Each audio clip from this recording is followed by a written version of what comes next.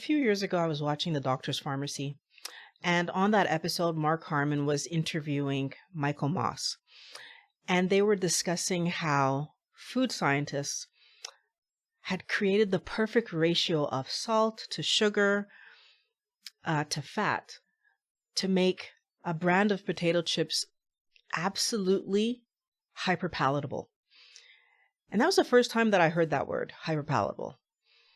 And basically, hyperpalatable is a fancy word for addictive. Now, why would they want to make food addictive? Basically, so that when we eat the chips, we end up eating the whole bag. And of course, if we finish the bag because we love the chip, we would buy more. And so obviously that makes them more money. And it seems like a very simple and straightforward, obvious outcome that a food company would want. They would want us to eat their food, love it, eat as much as we can, and keep buying it. But what concerned me was that in that episode, we learned that Michael Moss learned that the employees that worked in the food lab don't actually eat the chips. And more importantly, the owners of the company didn't actually eat the chips. And that was the first time that it kind of clicked for me anyways, watching that video, that there was a sinister undertone to what was being done. It wasn't as simple as make the most delicious chip and everyone will want to eat it. It was more like make this chip equivalent to heroin so that we can sell it to people who are growing fatter every day. And even though they don't want to eat the chip because they know they're getting fat, they're compelled to eat it because they're addicted to it. That opened my eyes to this idea that food companies didn't care about my health.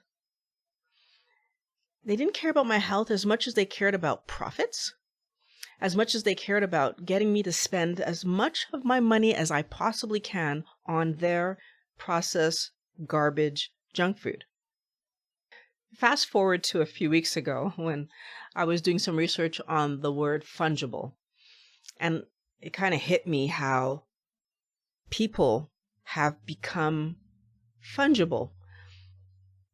And initially that seemed like an outrageous idea until I started to look at how the food companies react to requests that health organizations and doctors and scientists make to them, improving the quality of the food that they feed us. So first reminder, fungible means that the value of something is equivalent when you replace it with something else. So for example, one $10 bill and two $5 bills are of equivalent value. They're fungible, they're exchangeable, doesn't matter which one you have. And the idea that Violet eating the food versus Mary or Tom or Teresa or Nathan, it doesn't matter as long as one of us eats the food. So then we've become fungible to the food company. Whoever eats the food eats the food. Food companies are obviously interested in selling us their food. But what bothers me is that they're more interested in selling us the food than the impact eating that food has on Violet's health or Nathan's health or Mary's health or Sue's health. So if a food causes any type of medical problem or contributes in any way to the production of a medical problem in a person, food companies would rather hide that information from us than actually change the addictive nature to their formula that gets us to compulsively eat the food. And that's huge. And the question is, well, why? Wouldn't you want us, wasn't it more valuable for you that Violet lives another 50 years eating your chips than Violet lives another 5 years eating your chips and then she's no longer there because she's sick now?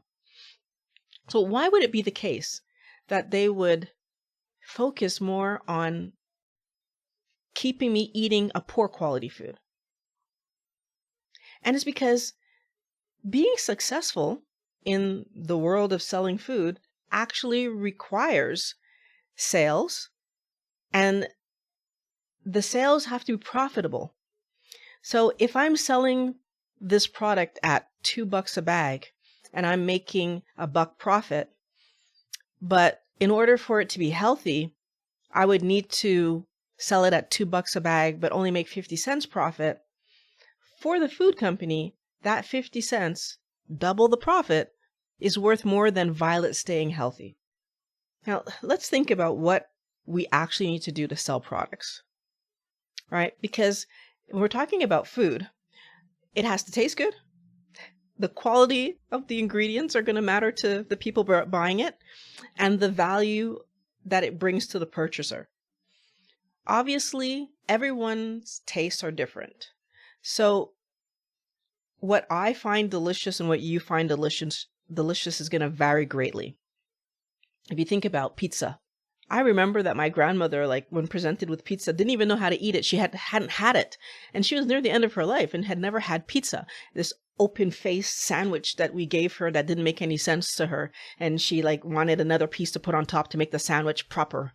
And I thought that was hilarious, but it talks about how everybody eats different things depending on where they come from and what they find interesting and healthy to eat. And even if I like a certain brand of pizza, doesn't mean that Patrick is going to like the same brand of pizza. Doesn't mean that a lot of us are going to enjoy that pizza. So some people are going to love it and some people aren't going to love it. Now, when we talk about the quality of those ingredients, that's going to matter differently to different people. Like there are some people who go to high-end restaurants and pay $70, $80, $90 for a plate of food, where $70, $80, $90, I could fill my pantry at home. So the difference between going to a high-end restaurant where I pay $100 a plate versus a fast food restaurant where I can pay $5 and get a whole meal, for everybody, that difference in what we pay for the food, that quality of those ingredients is going to be different for different people. Am I willing to put $100 on one meal? Am I cooking at home? And then what quality of ingredients I buy to put into my meal? Again, I could equally buy $100 worth of ingredients to go into one meal at home versus pulling a frozen dinner out of the fridge that cost me $2, put it in the microwave or the oven and have a meal. The quality of the food and the ingredients that go into the food matter, and for every person it's different. Maybe I'm willing at home to put $100 in a meal and know that I cooked it a certain way and not willing to do that at a restaurant, or vice versa. Maybe I'm not willing to put $100 into a meal at home because maybe I'm not the greatest chef. And if you give me $100 worth of meat, like 2 or 3 pork chops that are $100 worth of meat, that I'm scared to mess that up because I'm not the best cook, versus somebody like my dad, who's an amazing chef that would know exactly what to do with that. So it might be preferable for me at my house to do something fast from the fridge because of my cooking skills. What we're willing to spend on the food we're eating, it depends on what we consider quality and our cooking ability and how much benefit I'm giving to the chef at the restaurant, the high-end restaurant versus the fast food restaurant versus Violet cooking at home. It's going to differ depending on my ability to cook. And then, of course, we have the value to the purchaser. You know, if I don't taste a difference when I go into a high-end restaurant, if I don't taste a difference in the food that I'm eating compared to if I went to a fast food restaurant or if I made it at home myself. So if I feel like, okay, between the high end and the fast food, I see the difference. Clearly the high end tastes better to me. But when I make it at home, I feel like I do a better job. Then I'm going to be hesitant to eat out at a high end restaurant if I know I can do a better job at home. But if I can't do a better job at home, that high end restaurant might look really interesting to me. But what happens if I can't tell the difference when I eat a high-end meal versus a fast food restaurant meal? What if the fast food restaurant meal actually tastes better to me? What if it's what I'm used to? What if it's what my palate's used to and it's just what I expect food to taste like? and that high-end stuff just doesn't taste great to me, then I'll lean toward. So the value that I'm going to put on which restaurant I'm willing to spend my money on, if the fast food restaurant seems to taste better to me, I'm going to want to spend my money there, and I will scoff at spending $100 at a high-end restaurant. And if I cook better at home than both these places, I'm going to scoff at eating out altogether. So the value to the purchaser has a huge impact on whether or not we're willing to go forward and pay money to eat in a high-end restaurant versus, or even eat in a fast food restaurant. I feel like the example for me that was really eye-opening was when I purchased my espresso machine. It's a manual espresso machine. Every time I had ever tasted espresso before that, I found it tasted disgusting. When I went to buy my espresso machine and I was interacting with the salesperson and they allowed me to pull a shot, it was the first time that I ever tasted espresso that tasted good. Now, I'm not saying it's because I pulled such an amazing shot. It's because I happened to pull an amazing shot because the machine was set up properly and the grinder, and so all the stars aligned for me to pull an amazing shot. But the problem wasn't that the stars aligned, it was that it tasted amazing and opened my eye to the fact that espresso could taste sweet to me and taste delicious to me. And there was no sugar. It was straight beans, passed with water, made an espresso shot that tasted delicious. And it helped me to understand that part of the problem that I had been experiencing previously was that I was drinking espressos that were pulled poorly. And it took me down this rabbit hole of wanting to learn how to truly make great espresso repeatedly and consistently going forward so that I could have delicious coffee.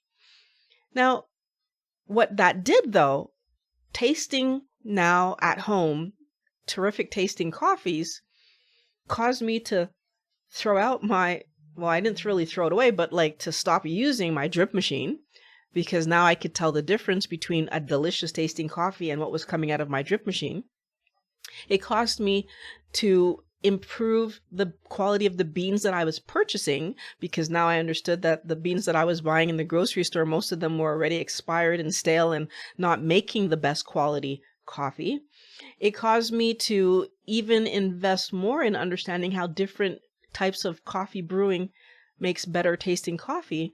And it unfortunately ruined my ability to go to the local chain coffee shop and buy a coffee, because I've done that since having the machine. And guess what? It doesn't taste great. All of a sudden, I can tell that just tastes bad. It just tastes like dirty water to me now. And yet people buy it. So what does that tell us if people buy this stuff that to me tastes like dirty water? And I feel like what's important for us to understand is that food companies are not going to go bankrupt because of people like me, because of people who start to understand that things can taste better, that people are always going to want the easy mouth excitement version of a food because it's what they're used to, right? So for every one person like me who wants to taste every note of the coffee that I just passed through my fancy espresso machine, there's going to be the 300 others who want to just pick up their caffeinated drink that covers the bitterness of the poorly made coffee with sugar, because they're looking for the boost the coffee is giving them and not necessarily a delicious tasting coffee. And I'm saying that knowing that there's a lot of people who are going to say, but I love those flavored coffees from the local shops, those chains. But you need to understand that the reason that those coffees are flavored is because the coffee is stale. And if you were to just drink that coffee straight, it doesn't taste good. But these flavors helps them to hide and mask the negatives of the poorly made coffee. And I'm not trying to make you feel bad if you like those coffees. I'm pointing out that the same way that there's a market for every person who wants to improve something, that there's a high end, a medium, and a low end for almost everything. the fancy restaurant, the fast food restaurant, and the frozen section in the grocery store, that there's these different levels because there's always going to be somebody who's willing to eat that. And not only that they're willing to eat that, that they find it tastes good to them. And so why would I spend extra money on something that doesn't taste good to me? But the idea that sweet coffee is delicious because it's sweet, and sweetened with sugar and sweetened with flavorings and sweetened with artificial things, that's the part I'm asking us to question, right? Because it helps us to see that food companies are leaning on that hyper palatability, right? That the product is so addictive that as soon as you finish it, you want another one. By doing that, they're getting us to have 2-3 coffees a day, 2-3 fast food meals a day, 2-3 packaged products a day. We're having so many packaged products and we don't realize the difficulty it's causing to our health. Don't just be another number. When we allow food companies to use sugar addiction rather than quality ingredients to keep us hooked on a product, we're saying it's okay to see us as a number and that we're replaceable. When Violet can't eat this crap anymore because of diabetes, don't worry, someone else is going to come along and eat it. I want every wellness warrior to reject that idea. If there are things in our food that are harming our health, whether it be sugar or other chemicals, force the food companies to do the right thing and make the food with quality ingredients. And if they don't make it with quality ingredients, vote with your dollars. Don't buy it. Buy healthy, whole foods. I want to talk about the comment of the day. And this one came from Graciela Norris. And if you want to be in the comment of the day at the end of the video, all you need to do is comment on my videos that play on YouTube. And I will pick the best one and we will read it out. And this one says, "Hi, Violet. Yes, your presentation is mind-blowing. I've also read Dr. Mark Hyman's book, and one book that I'd like to recommend for me to read, which I will be reading it, is The Secret History of the War on Cancer by Deborah Davis. She's a professor of epidemiology and directs the Center for Environmental Oncology at the University of Pittsburgh Cancer Institute. Her YouTube videos are super informative about how the causes of cancer have been known since the 1900s, but they get away from telling the public by using the excuse of trade secrets that can't be published to the public, which is not true, obviously, and how we're all just basically guinea pigs, cannon fodder for the greedy green-eyed monsters." So she goes on to say that cowardice asks the question, is it safe? Expediency asks the question, is it political? Vanity comes along and asks the question, is it popular? But conscience asks the question, is it right? And there comes a time when one must take a position that is neither safe nor political nor popular, but he must do it because conscience tells him it's right. That's Martin Luther King Jr. Don't be just a number to the food company. Take your health seriously. Prioritize health over taste. Can't wait to talk to you guys again next time.